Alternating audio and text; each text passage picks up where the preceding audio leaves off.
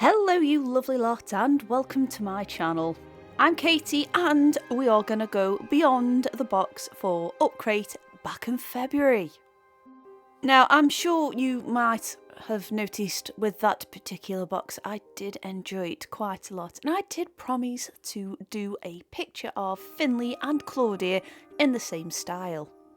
Now let me tell you, it was a challenge, not so much in the sketching an idea outside of things, more as trying to make this dark theme fit something that I guess I usually interpret as being quite cheerful and light-hearted drawings of our mermaid character and companion.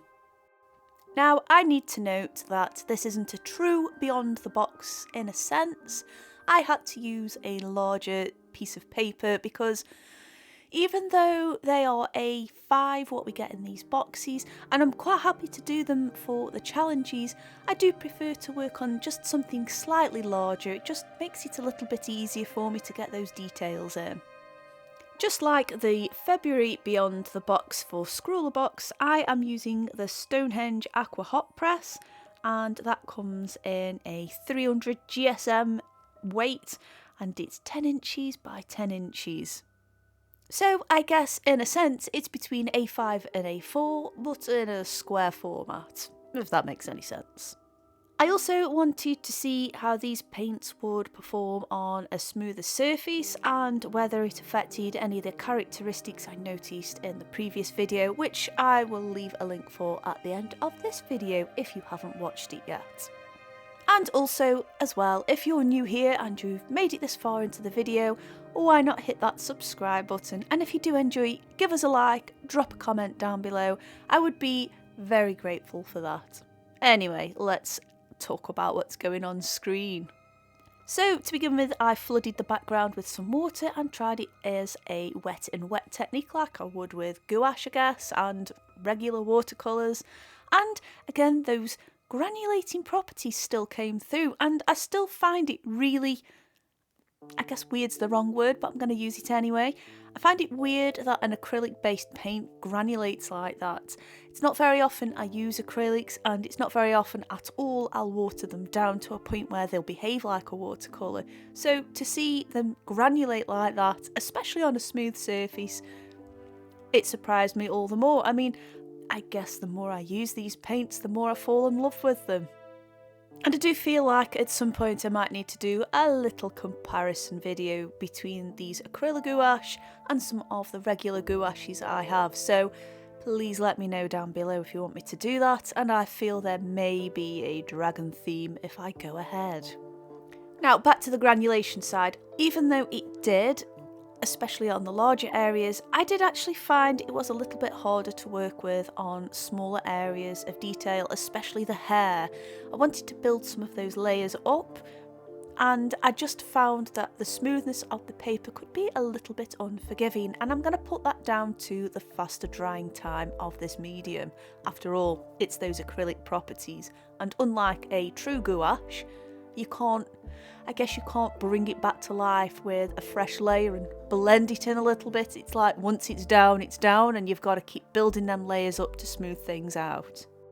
However, if you do want them textures still, it's perfect, and I did quite enjoy what was going on in the background there, even though a little later on in the video I do add to it a bit more. I found it quite good to be able to layer though. Again, on the flip side of not being able to merge layers beneath, it was quite good, and because the paints were so opaque, I could just go over a whole layer if I'd messed up, and I was okay with that.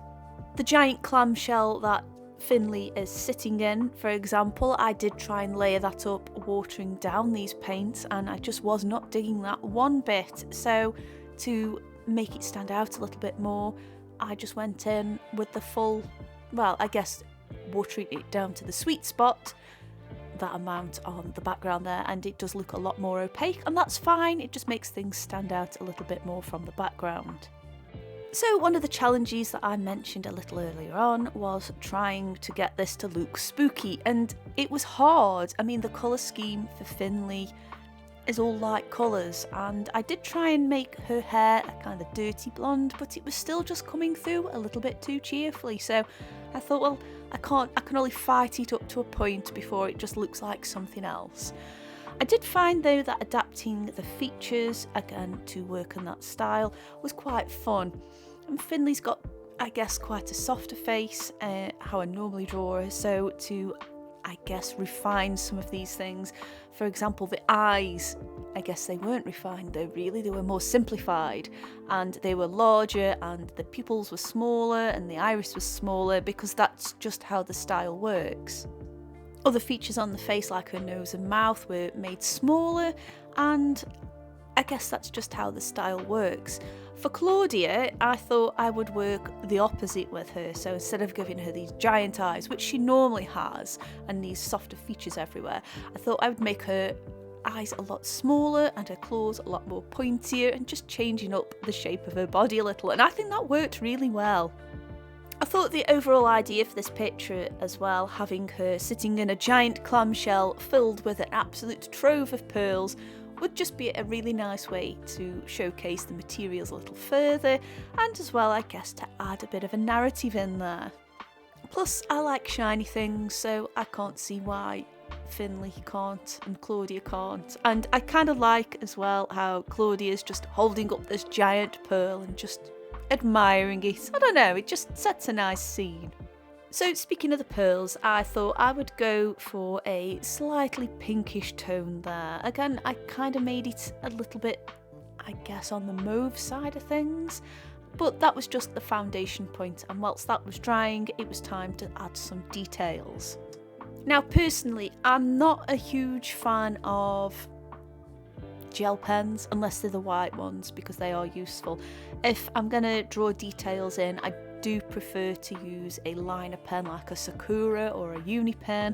However, I thought we'll stay true to form here, since I changed up the paper and everything. I thought, well, I can at least use the original pen, and to be fair, it is still quite pleasant to draw with.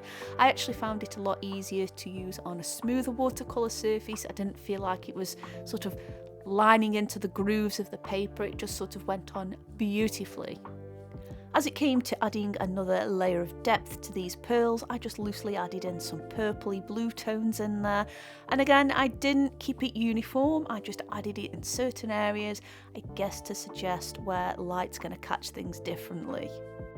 And as well, I penciled in quite a lot of pearls there, and I didn't really want to be drawing each and every single one individually in there as well, at least painting each one in, that just would have taken too long. As we're detailing the face right now, I thought I would give her quite a dark lipstick, sort of a purpley burgundy colour, and as well it was time to add some of those eye details. And again, this is sort of what I had interpreted from this particular style. Large white eyes, but heavily lined with thick lashes and eyeliner. After that was done, it was time to start going over those hair details a little bit more. And that just added a little bit of movement to the piece, because you know I just like adding a bit of movement to pieces. And referring back to how nice this pen was to use for this job, yeah, it was. It went on top of the gouache really nicely, and I guess that's what surprised me about it a little bit. Again, it's still not my preferred medium, but I don't know, as far as gel pens go, it was a pass, and I've used it again since the box. I did think at some point when it came to reapplying the paint in certain areas that it would bring it back to life, so I avoided doing that on the hair, especially with it being a lighter colour, and only adding white details over the top away from where it was inked. And at this stage as well, you can see where I have outlined all of those pearls, and I'm sure you can agree if I'd have painted each one individually, it would probably be this time next year by the time the video would be out. I thought adding a few highlights to the tail, but not going over the top with it, would be nice, and just adding a few as well on her upper body. And I did try and do something groovy with the edge of the shell, but that totally didn't work, and that was fine, because these paints will cover up a multitude of sins if you make a mistake. So there you go, you saw it briefly and you can see it now, it's like it never happened. Now we're just at the stage where it's time to just refine some of those details, and what I was trying to achieve with the paint and didn't work, I thought, well, we can do that with the pen, and it just adds a little bit of depth and a little bit of form to the edge of the shell there.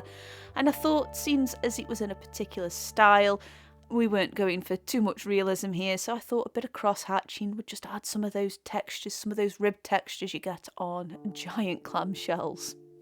I really enjoyed doing this beyond the box, and I mean, I've still got loads of this paint left as well, so I actually really appreciate the lifespan of this material. I reckon I can get quite a few more pictures after this. So again, I love it. I love it when I can do a beyond the box.